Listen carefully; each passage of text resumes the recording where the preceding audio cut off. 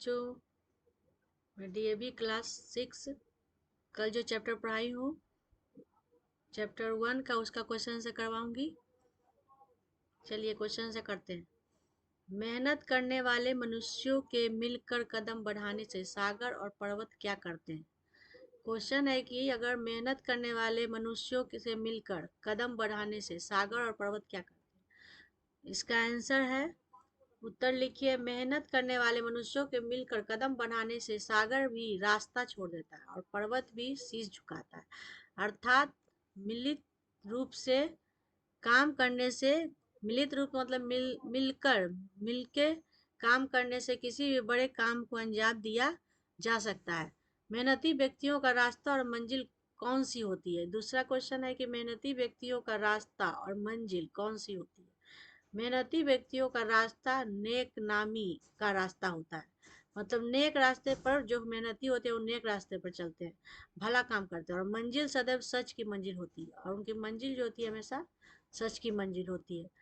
तीसरा का प्रश्न है, उचित उत्तर पर सही का चिन्ह लगाइए।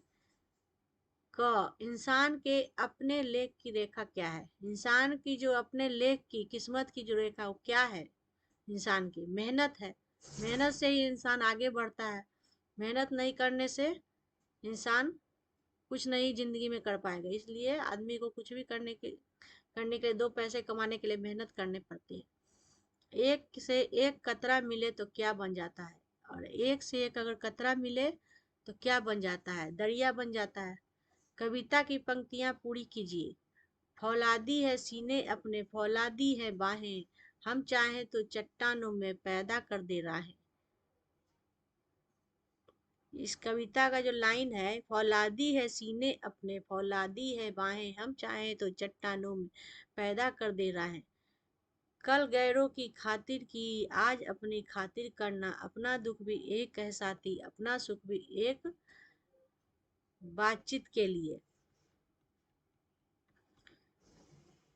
हम चाहे तो चट्टानों में पैदा कर दे राहें, इस पंक्ति में आप क्या समझते हैं।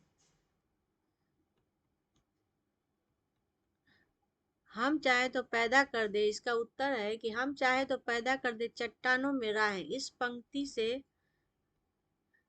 हम ये समझते हैं कि अगर दृढ़ प्रतिज्ञा मनुष्य किसी काम को करने का दृढ़ संकल्प ले तो उसे वास्तविक रूप देने के लिए वह अपनी एड़ी चोटी का जोड़ लगा देता है। आप किन्हें अपनी साथी मानते हैं और क्यों। दूसरा है कि आप किन्हें अपना साथी मानते हैं और क्यों उसको अपना साथी मानते हैं। मैं अपने अंतर आत्मा, मस्तिष्क, कर्म और दोनों हाथों को अपना साथी मानता हूँ। मतलब मैं जो हूँ अपने अंतर आत्मा, मैंने अपने अंदर की आत्मा को, मस्तिष्क को, दिमाग को और कर्म को, जो कर्म मतलब जो हम काम करते हैं उसको, दोनों हाथों को अपना साथी मानते हैं। क्योंकि मेरा जो अंतर मन है, अंतर आत्मा जो मेरी है, मेरे मस्तिष्क को सुकर्म, अच्छे कर्म, सुकर्म मतलब अच्छे कर्म करने के लिए प्रेरित करता है और मेरे दोनों हाथ सुकर्मों का संपादन करता है। और जो मेरा जो दोनों हाथ है वो सुकर्म, अच्छे कर्म का संपादन करता है, मतलब कार्य को पूरा करने में मदद करता है। आप साथियों के साथ मिलकर कौन कौन से काम कर सकते हैं। और तीसरा क्वेश्चन है कि आप साथियों के साथ मिलकर कौन कौन से काम कर सकते हैं या करते हैं। तो इसका उत्तर है, मैं अपने साथियों के साथ मिलकर समूह परियोजना, खेल कूद, समूह परियोजना हो गई जैसे समूह में मिलकर कोई परियोजना, कोई मतलब कि बनाते हैं प्रोजेक्ट जिसको अंग्रेजी में बोलते हैं समूह परियोजना, वही खेल कूद हो गया। समूह परिचर्चा मतलब समूह में मिलकर परिचर्चा, किसी चीज़ को ग्रुप डिस्कशन जिसको कहते हैं। खेल कूद, अपने मोहल्लों की साफ सफाई तथा सुबह व्यायाम साथ करता हूँ, ये सब। चौथा है, साथी हाथ बढ़ाना पंक्ति का क्या भाव है। अब आपने कब कब दूसरों की सहायता के लिए हाथ आगे बढ़ाया, किसी एक घटना के बारे में बताइए।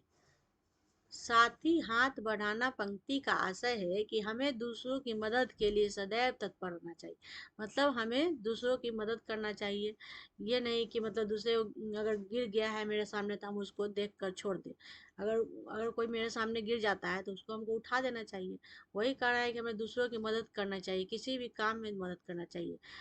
इस दुनिया में सभी को किसी न किसी की मदद की जरूरत पड़ती है, और इस दुनिया में कहते हैं कि सबको एक दूसरे का जरूरत है, मतलब कॉपरेशन होता है। बिना कॉपरेशन की दुनिया में कोई काम नहीं होता। सहयोग, कोई भी व्यक्ति संपूर्ण नहीं है, और कोई भी व्यक्ति क्या कहते हैं कि दुनिया में संपूर्ण नहीं है, मतलब सब में कुछ ना कुछ कमी होती है। कोई ज़्यादा पढ़ने में तेज होता है, कोई ज़्यादा खेलने में तेज होता है, मतलब हर आदमी में कुछ ना कुछ कमी होती है। कोई चीज़ उसमें ज़्यादा होता है, कोई चीज़ कम होता है। मैंने भी अनेक बार विद्यालय में अनुपस्थित हुए मैंने विद्यालय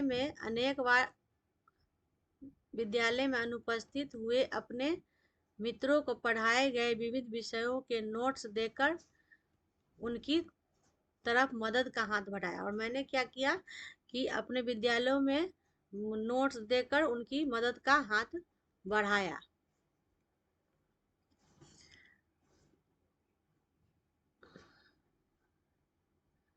यदि कोई व्यक्ति अकेला ही सारे काम करेगा तो क्या होगा? अगर कह रहा है कि अगर कोई व्यक्ति अकेला ही सारे काम करेगा तो क्या होगा? अगर एक आदमी पर अगर कोई काम पड़ जाए तो क्या होता है कि एकदम फ्रस्ट्रेट हो जाता है, एकदम टेंशन तनाव में आ जाता है, अकेला वो बहुत ही थक जाता है। इसलिए आदमी को कहता है कि सब मिलकर करें तो काम 1 घंटा का काम है कि खत्म हो जाएगा आधा घंटा में, 20 मिनट में। इसलिए मिलकर करने से क्या होता है, काम पता भी नहीं चलता और खत्म भी हो जाता है जल्दी। यदि कोई व्यक्ति अकेला ही सारे काम करेगा तो उसे अपनी काम करने में बहुत ज़्यादा समय लगेगा। यही बात जो मैंने आपको बताया यहाँ पर यही है कि अगर कोई व्यक्ति अकेले काम करेगा तो उसको ज़्यादा समय लगेगा, उसके काम में उत्कृष्टता और सृजनात्मकता में क्रिएटिविटी का अभाव भी देखने को मिलेगा। मतलब उतना क्रिएटिव नहीं हो पाएगा जितना कि 4 आदमी मिल के करेगा तो होगा। किन अवसरों पर लगता है कि सबका सुख दुख एक हो गया? बताइए, कह रहा है कि किन अवसर पर लगता है कि सबका सुख और दुख एक हो गया है? जब कभी प्राकृतिक आपदाएं जैसे त्रासदी आ जाती है, जैसे प्राकृतिक आपदा जैसे भूकंप आ गया, तो लगता है कि सब सब लोग सब दुख एक हो गया। जैसे सब लोग मैदान में आ जाते हैं दौड़कर, तो मतलब सब वहाँ पर एक होता है, सब एक दूसरे का अपना अपना शेयर करते हैं कि ऐसा हुआ वैसा हुआ। और जब होली दिवाली ईद क्रिसमस त्यौहार आते हैं तब सब लोग मिलते हैं, सब एक हो जाते हैं, तो वही दुख सुख अपने सब लोग अपने एक दूसरे से शेयर करते हैं। भाषा की बात क्या है? मिल प्लस कर जोड़ने से मिलकर शब्द बना। अब आप भी 3 शब्दों में कर जोड़कर नए शब्द बनाइए। मिलकर, इसको क्या कहते हैं, संधि विच्छेद कर दिया। मिल प्लस कर को जोड़ने से क्या बन गया? मिलकर। तो आप भी कह रहा है कि जोड़कर इस तरह से नए शब्द बनाइए, जैसे कि खाकर, खाकर का क्या हो गया? खा प्लस कर, खाकर का हो गया खा प्लस कर, खाकर। देख कर का क्या यहाँ पर हो गया? देख प्लस कर, देख कर। धोकर का धो प्लस कर, मतलब इस तरह से संधि विच्छेद, 2 शब्द मिलकर एक शब्द बन गया, ये हो गया। दूसरा है हाथों के तोते उड़ना। हाथों के क्या हुआ? तोते उड़ना, ये मुहावरा है, हाथ से संबंधित मुहावरा है। अब आप हाथ पर 3 मुहावरे ढूंढ कर लिखिए। कह रहा है कि अपने हाथ पर 3 मुहावरा को ढूंढ कर लिखिए, उनको वाक्य में प्रयोग कीजिए। तो मुहावरा क्या है? हाथ धोकर पीछे पड़ना। मतलब कोई आदमी के पीछे लोग पड़ जाता था, कहता ना एकदम मेरे हाथ धोकर पीछे पड़ गया है, तो इसका क्या मतलब हुआ कि पुलिस चोर के पीछे हाथ धोकर पड़ गई। इसे वाक आप बना लीजिए कि पुलिस क्या है कि हाथ धोकर चोर के पीछे पड़ गई। मुहावरा, मुहावरा है हाथ उठाना। तो वाक्य है इसका कि रमेश ने इस काम से अपना हाथ उठा लिया। मतलब हम किसी को कोई काम दिए और वो अपना पल्ला झाड़ दिया, कहा कि नहीं हमसे ना हो पाएगा, हाथ उठा लिया। चाहे किसी से हमने पैसे मांगे और उसने मना कर दिया कि नहीं भाई हमसे नहीं हो पाएगा, तो वही हुआ कि उसने अपना हाथ उठा लिया, अपना पल्ला झाड़ दिया। मुहावरा हाथ पर हाथ धरे रहना और हाथ पर हाथ धर के बैठे रहना, मतलब क्या हुआ कि मान आलसी लोग हाथ पर हाथ धर के बैठे, जैसे लगता है कोई काम ही नहीं, हाथ पर हाथ धर के बैठे हुए, वही मतलब हुआ। जीवन मूल्य, अब ये नीचे आप आ जाइए कि जीवन मूल्य के बारे में। साथी हाथ बढ़ाना, एक अकेला थक जाएगा मिलकर बोझ उठाना, मेहनत अपने लेख की रेखा, मेहनत से क्या डरना, एक से एक मिले तो ईशा, बस में कर ले किस्मत। तो इसमें कह रहा है, ये जो 4 लाइन है पंक्ति कविता की, क्या कवि ने सबको मिलकर मेहनत करके किस्मत बदलने की बात कही है? तो इसमें लिखेंगे हम कि हाँ, कवि ने सबको मिलकर मेहनत करने की बात कही है। दूसरा है, क्या कवि का ऐसा संदेश देना उचित है, उदाहरण द्वारा स्पष्ट कीजिए। तो लिखेंगे इसका आंसर कि हाँ, कवि का ऐसा संदेश देना उचित है। उदाहरण स्वरूप किसी भी घर को बनाने के लिए जब बहुत सारे मजदूर मिलकर कार्य करते हैं तो काम का बोझ हल्का हो जाता है और काम समय में आसानी से पूरा हो जाता है। तो बच्चों, अगर मेरा ये पहला वीडियो आपने नहीं देखा है तो आपकी स्क्रीन पर आ रहा होगा, देख लीजिएगा। और अगर मेरी वीडियो आपको अच्छी लगे तो प्लीज़ लाइक करें, शेयर करें और सब्सक्राइब करें। धन्यवाद।